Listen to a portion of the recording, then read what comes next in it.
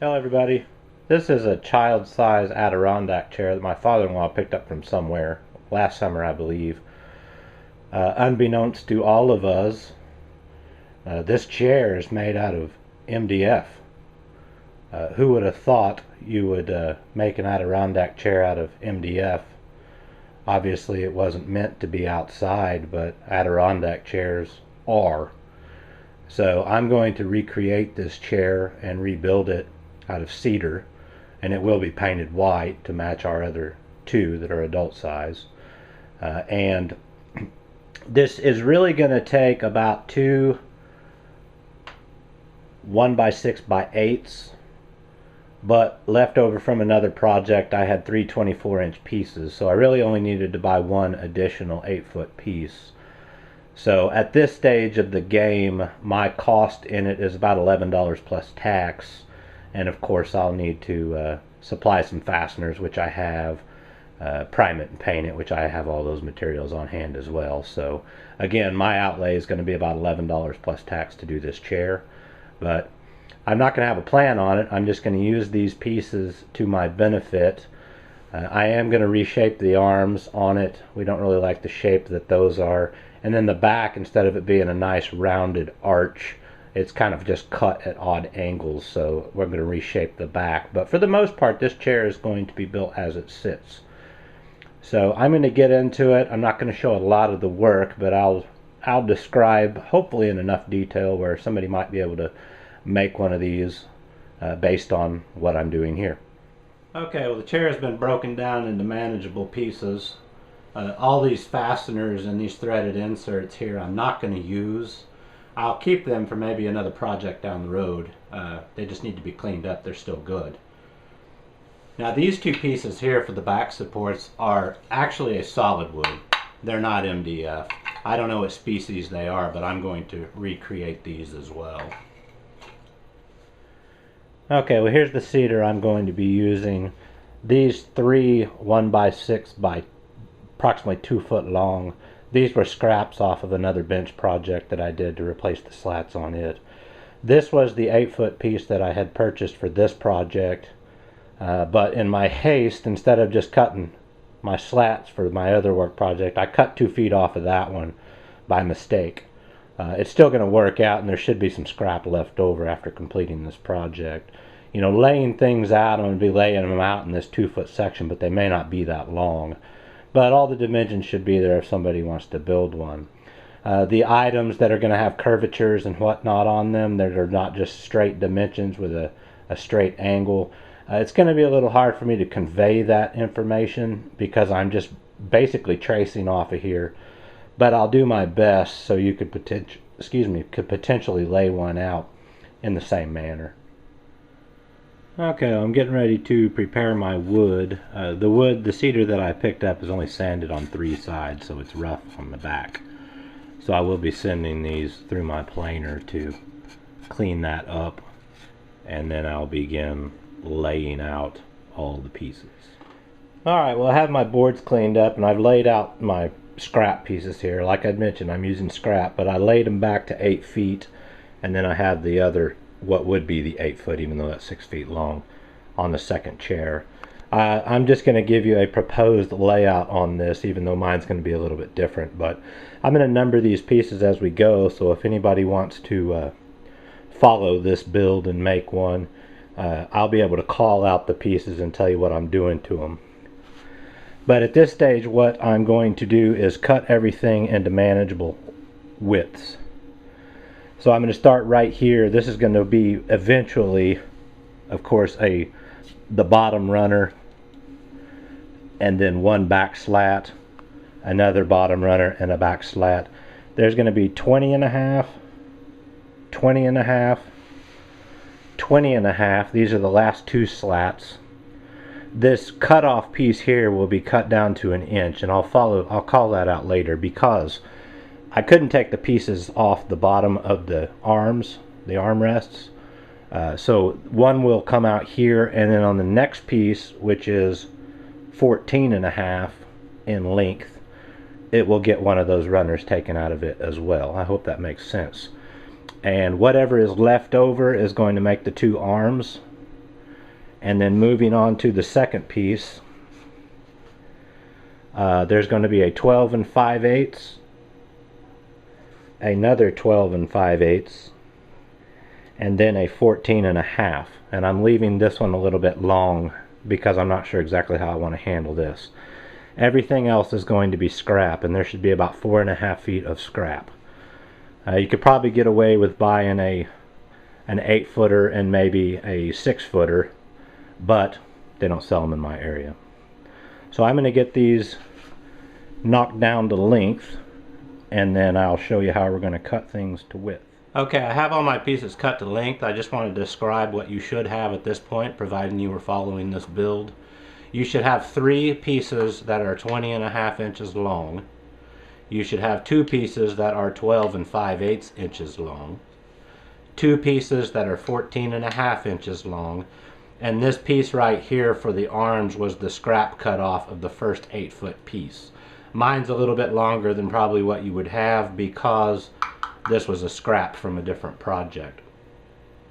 So what I'm going to do now is start cutting some pieces off of this. And everything I'm going to mention here is going to be 2 inches wide. So I'm going to run one of the 20.5 pieces through, take a 2-inch piece off.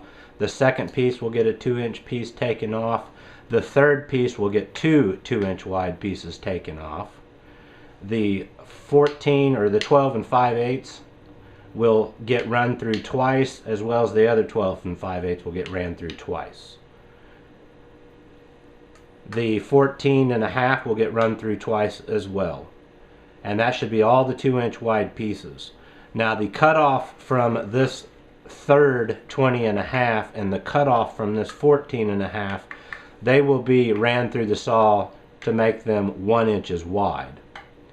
And this one should be the correct length, but I'll need to cut this one to length after I take it off of this board. Alright, well, all these have been taken care of now. Just want to describe where we should be. These first 2 pieces are ones that had a 2-inch wide piece taken off. These are just the scrap pieces.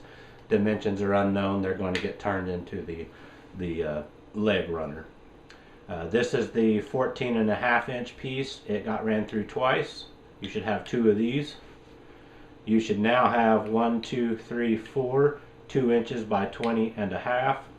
You should have 4 2 inches by 12 and 5/8, and 1 inch by 14.5. One of these was ran through, but it was already the correct length. This one came off of a 20.5 inch, so after it was made 1 inch wide, it was cut to 14.5 inches as well. Okay, well, I've laid out one of the legs on one of the pieces that was 20.5 inches in length. Since I don't have a plan or anything, I'm just going to try to convey all this geometry, and it should be enough to where someone could lay one out like this. So I'm going to move left to right on this. This first point right here is 13/16 in from the end, and this point right here is 2.5 inches up from this bottom edge. Simply connect the dots. This line that's thrown out this way is 2 inches in length, and it is just simply 90 degrees to this line right here. The next important reference mark would be this one right here. This would be 10 9/16 in from this end, and it's 3 1/8 inch up from the bottom. And this radius that comes in here calculates out to be about 21.5 inches. I'm sorry, 21.5 inches. You could probably just freehand something in here and it would work just fine. The next point of reference would be this one right here. This is 11 7/16 inches in from the same end, and it also rises up 3 1/8 inch. Now this line and this line, they are at 85 degrees to this bottom edge right here. So I described a couple of lines. From this point down, it is 3/4 inch, and then it just connects over at 90 degrees to this line here. Now this little flat right here comes down at a real slight angle. I didn't even bother measuring it, but that's 5/16 of an inch in length. And the edge of this radius right here, the overall length from the front to here, is 20 1/4 inches, and this is a 3/4 inch radius right here to make this semicircle. Now this radius that sweeps from here up to this point calculates out, and it should be about 16 1/16 inches. So I hope that gives enough of a picture to where someone could lay one of these out fairly close to this. This gap, by the way, should be about 15/16 in width when it's all laid out. That is going to be 3/4 deep, 15/16 inch wide. Okay, this piece has been cut out and sanded back to the line.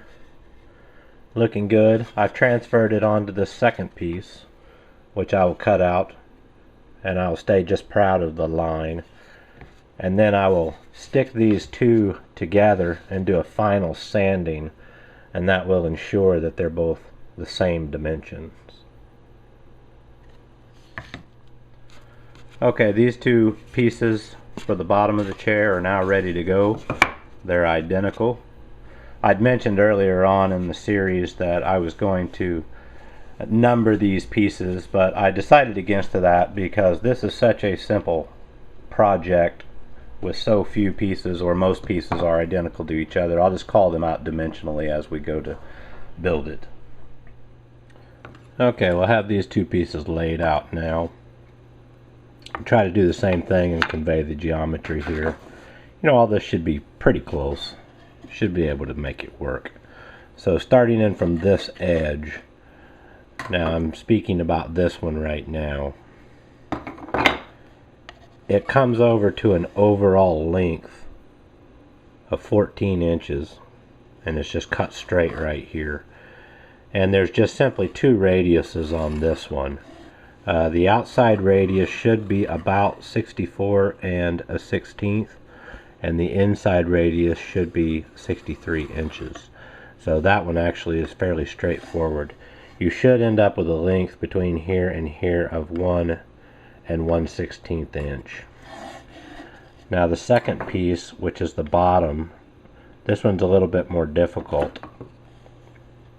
It has an overall length of 12 5/8, and it is cut square as well on the ends.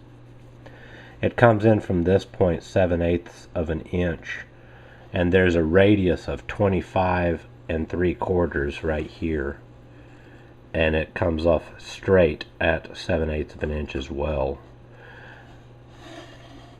Then it comes down 15/16, and then it comes in 1 inch. It has a 42 3/4 inch radius right here, and it is 1 inch as well between here and here, and it is 15/16 in height, which I'd already mentioned. So that's the general layout on these. You know, like I said, that should be close enough to get you in the ballpark to make one. Okay, well I have one of the arm rests sketched out here. I'd mentioned that I was going to change the shape of what they were originally to something that I think is more appealing, and I believe this is more appealing. Hopefully it shows up on the camera. I just kind of traced around the original and modified it, so I've got some reference points on here I'm going to note out, so if you were trying to lay one out, this should be fairly close. So I'll run through these as quickly as I can. Starting in at this corner, it comes in 2 inches and up 1/8 of an inch, and there's 1 point. And then it slides down to this one here, which is 13 7/8 inches in from the end of the board, and it comes up 1/2 inch.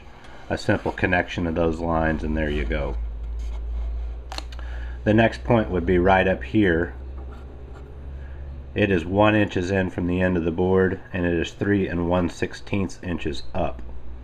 And then the next point would be this point right here, which is 8 1/8 inch from the end of the board, and then 3 1/8 inches up, and connect that line.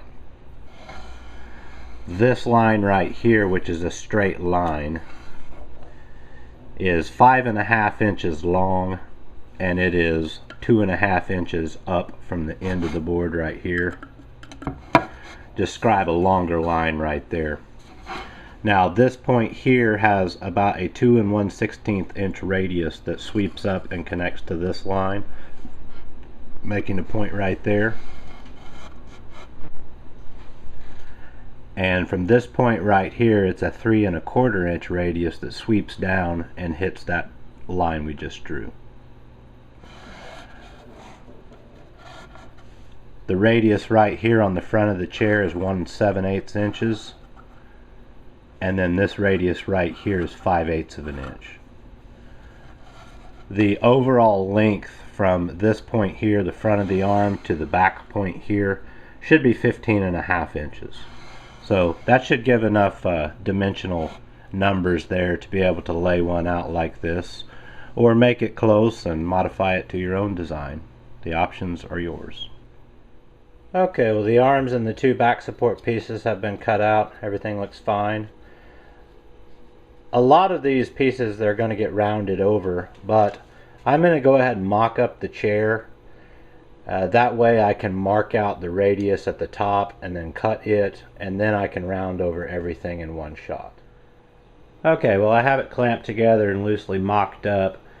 There's a couple things I'm going to change that I don't really like. Everything I'm going to be doing here, you should have enough scrap left over from this project to do them if you choose to. Number one, I don't like the way the 4 slats look. It just looks vacant in that area, so I'm going to make one more slat for the center, and then I'll respace these out and have 5 slats. That'll also make it nicer looking when I create the arch that goes across the top.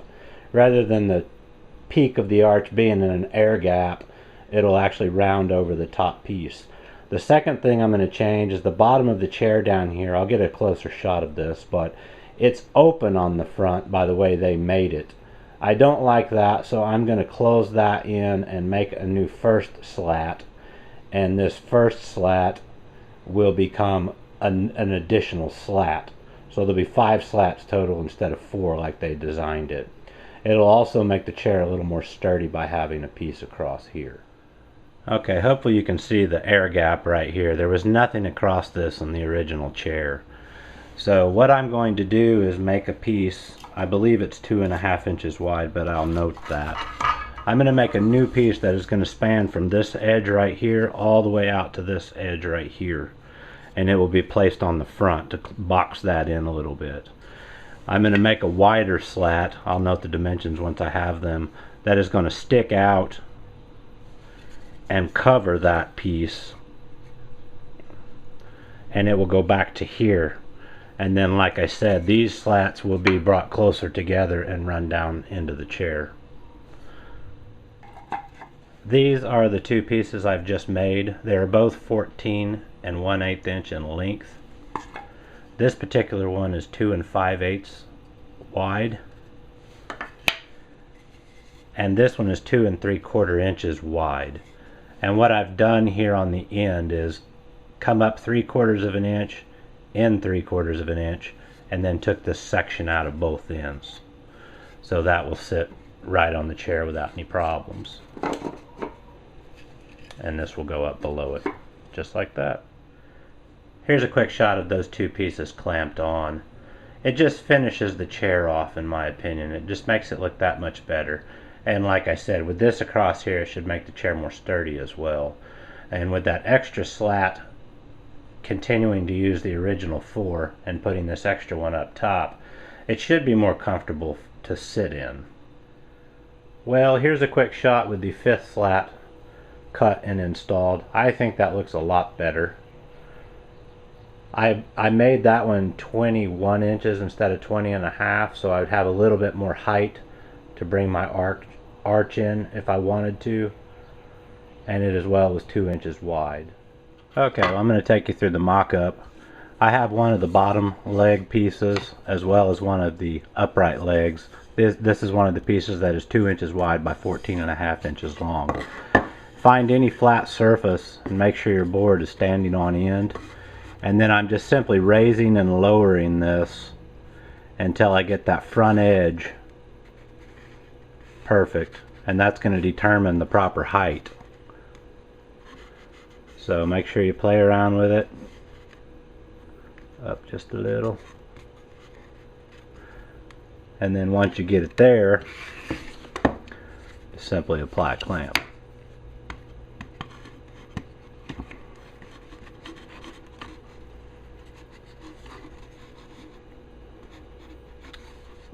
just like that. Now if you wish, you can go ahead and scribe a line over here with a pencil and here with a pencil. These are going to get sanded off. We'll need to do this again later. So do both sides just like that. Okay, so these pieces are laid out. Just make sure you have them mirroring each other. This is the piece that's 2 5/8 inches wide by 14 1/8 long. I'm just simply going to put it right here and line it up with this top edge and the out edge and stick a clamp on it.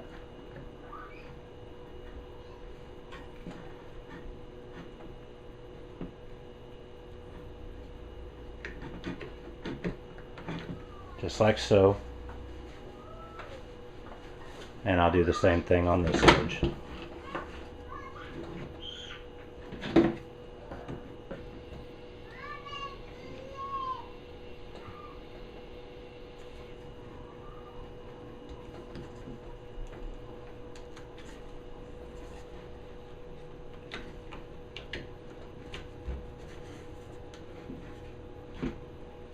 Just like that. The next thing I've done was clamped on the 14.5 inch long by 1 inch wide piece, just flushing up the top and the front. Done that on both sides, and they sit on the outsides of the uprights. These are the two back support braces, the short one and the long one. The short one goes on the bottom of the chair. What I've done, coming in from the end, I've came over 6 5/16, and then from that point I've gone out 1 inch in either direction and scribed a line. And what that is going to allow me to do is put the center slat in the very center of this board, making sure it runs straight up and down, and then I'll put a clamp on it. What I'm doing here is determining the height of this piece on the slats. So on this one I have come in 7 inches to the center, and as well as gone out 1 inch in either direction. So the first thing I will do is clamp this on, then I'll set it in place on the chair, and then we'll determine how high this needs to be. Okay, we'll have this piece sitting in here now. I failed to mention that I had already finished sanded these because I don't want these marks to go away. These are going to be very important later. But what I'm trying to do is determine the height of this to this support right here. So I want this front corner just to be at that top edge, and once I find that spot, which is right there, I'm just going to simply make a little mark where it is, and then I'll clamp this on. Okay, I have the pieces clamped on, sitting in there. The next thing I've done is from the inside edge of this bottom runner, I've come in 3/8 of an inch and made a mark. I've done the same thing on both sides, and at the top, from the end of this board in, I've made a 1 inch mark there and there. And that's going to allow us to start putting in the outside slats, and then we'll fill in the gaps with the 2 and 4. Okay, I have it laying down on the table here. I've clamped on the outside slats, lining up those marks that I made, and now I'm putting on the inside slats. Now because these are going up at angles, it's not going to be straight across the bottom, so just make sure you get the edge all the way to that. I'm going to scribe these lines and cut these off, and I'll number these to make sure they go back in the right spot, but it's not required, of course. So I'm just doing the same thing here. I'm bringing in a slat, I'm splitting the difference between these two just by eye, making sure I'm flush with this corner. This one will stand proud, and I'm just also eyeballing up here to make sure that they are where they're supposed to be, and that looks good. Now I'm going to scribe a line where I can get my pencil here on everything that's already here.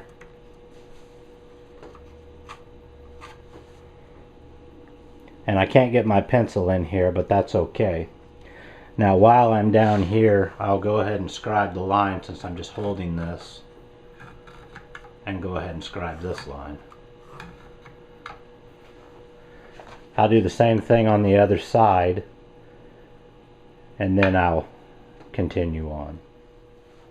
Okay, well, I'm trying to get into a position where I can scribe my arc, and I need them laid out as they should be. So rather than just take everything apart and try to lay it out, what I'm doing now is I'm using some double-sided duct tape, just little tiny pieces. I'll pull this liner off, I'll stick in these two, and then I'll do these one at a time, and it'll help hold everything together while I make that, but I can still take it apart. I think that'll be faster than running screws, so I can get my clamps out of the way. But you could do that as well. You could go ahead and drill holes and run screws from the back on all of them, do the mark, take it apart, cut everything, put it back together. But this is just the way I'm going to do it. My apologies, I lost a clip somewhere. I wasn't recording. Once I got the tape on there and everything was secured in place, I came in with a very large compass set to 12 inches. You could use a string or whatever, trammel points. But I nipped this corner, and I set my distance centering on this board, and then scribed my arc across there. So that's how I laid that out. Okay, well, I have everything cut. I think that 12-inch radius made a really nice arch across there. I've also cut those lines on the bottom where the boards would have been a little bit different. One thing I want to make note of is the mark that you made for that top slat. If you're going to sand, you're probably going to lose that, so take a measurement from the end and measure up to either the top or the bottom, and make note of that, because you will need to put it together at the proper height, or you'll have to mock it up again. Since I decided to make this additional slat in the front and this apron that runs across here, I'm going to need to modify these additional 4 slats. This wouldn't be required if you were only using 4, but because I did that, it eliminated any gap I would have in between the slats down here. So I'm going to run these through my saw and take an 1/8 inch off. They were originally 2 inches, now they're going to be 1 7/8 each. And that will give me some space in between them for movement and watershed. Alright, well, I've taken an 1/8 inch roundover bit and rounded over all of my areas. Some of them I did not do. For example, where I have full contact on pieces of wood that come out, like this one for the right leg, I stopped my rounding over at these marks that I'd scribed. And I kind of scribed these things before I took it apart. I should have mentioned that. That will, allow you to determine where to stop and start your roundovers. Here's another example of this one on the back, which would be the bottom. At 3/4 inch in, I've got a roundover that stops at 3/4. Same on the inside, same on the other side. I've rounded over these edges. Now you can do this with sandpaper or a roundover bit and a router. The bottom first slat, it's round here, round here, round here, but this is not rounded over. And then on the back side, it is only this edge right here that's rounded over. So it's just an idea on how I'm doing this. I'm at the stage now where I need to sand everything, and then we can begin putting it together. Okay, well, here's a quick shot of all the components that are going to make up the chair. Everything has been sanded to 220 grit. It is now time to start the assembly process. Alright, well, I've done one final mock-up here just to make sure everything was going to work out as intended, and it is.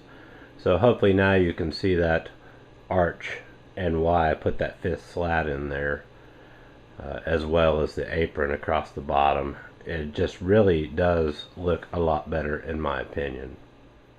Alright, well, I'm getting ready to start gluing things up. Most of this is just going to be glued in clamps. Some of it I will actually use screws. You can use screws if you like instead of clamps. But what I'm doing here is I'm installing the 1-inch wide pieces on the bottom of the arms. And to line them up, I've simply brought this edge out to this circumference here. And from the inside of the arm to it, it is 1 1/4 inches in, so it leaves a little overhang at the front. So what I will end up doing is tracing around this with a pencil, and that will give me my glue line as well as my positioning, and I'll glue and clamp this together and let them set. Alright, now I'm working on the bottom braces to the leg uprights, and I basically just found my height, scribed my glue lines, and I've run and countersunk a 1 1/4 inch screw in here. These are 1 inch in from the front and 5/8 inches in from either end. So now I can take it apart, glue it up, screw it back together, and I'll do this to both of them.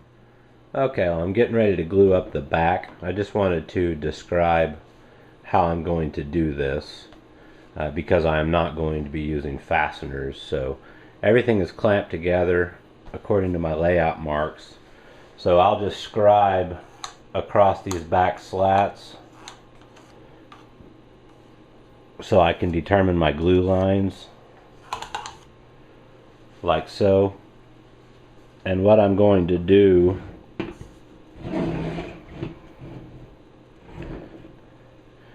is start with the center slat. I'm going to take it out, glue it, clamp it, and then I'll do this one, glue it, clamp it, do it this one, glue it, clamp it, and I'll work my way out.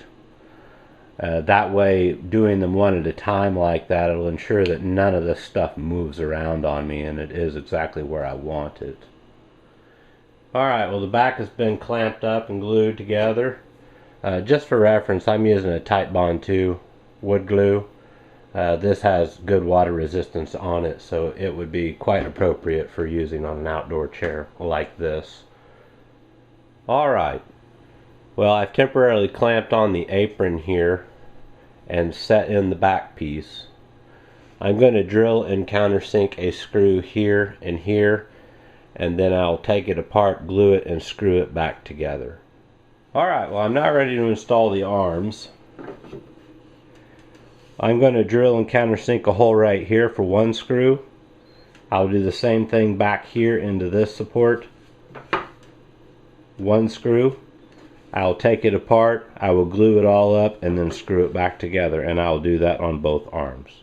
Alright, well, the arms have been installed. The next thing I'm going to do is glue and clamp this apron on. This is the last part of the assembly. The first slat I'm going to glue and clamp down, and the last slat I'm going to glue and clamp down.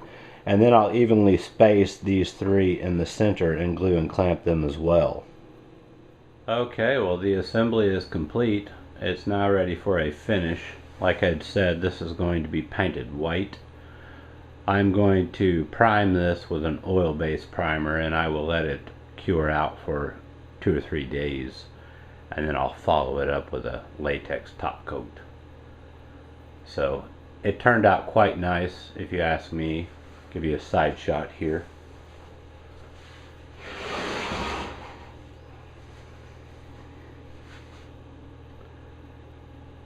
Pretty cool, and definitely better than the one that I built it from.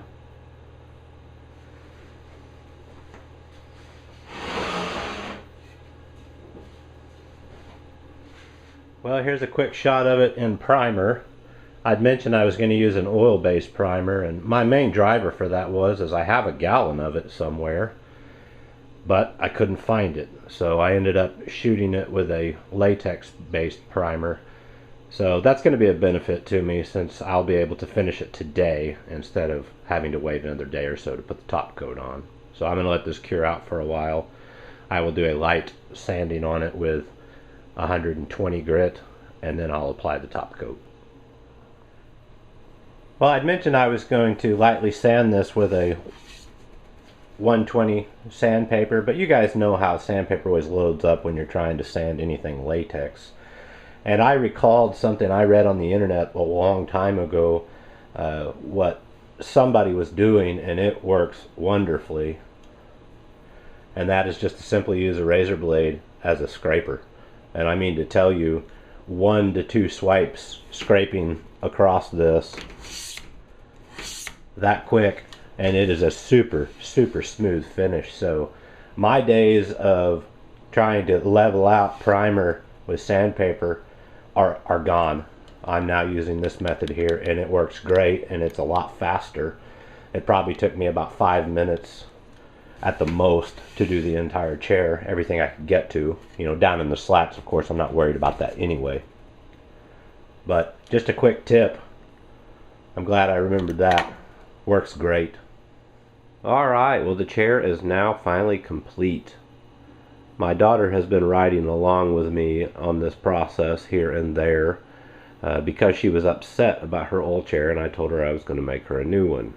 So she wanted to help whenever she was around, so I let her help, and that was pretty cool. I do believe that those changes I made by reshaping the arms and adding that 5th slat in the center really did do justice to the chair and made it look that much better. In hindsight, what I would like to have done, but I did not do it, is that apron that I made to go across the front. I would have liked to have put a small arch in there to just give it that just little bit of extra. But I didn't, so it is what it is. But all in all, it was very easy to make. It was just a little bit time consuming because I had to figure out some things out. And of course, shooting the video series took a lot of time. I hope it was helpful and contained enough information for anyone that might want to undertake one of these and build them for their child, or blow it up and make one for yourself. Scale it up. So, I hope this helps in some way. Thanks for watching, and good luck.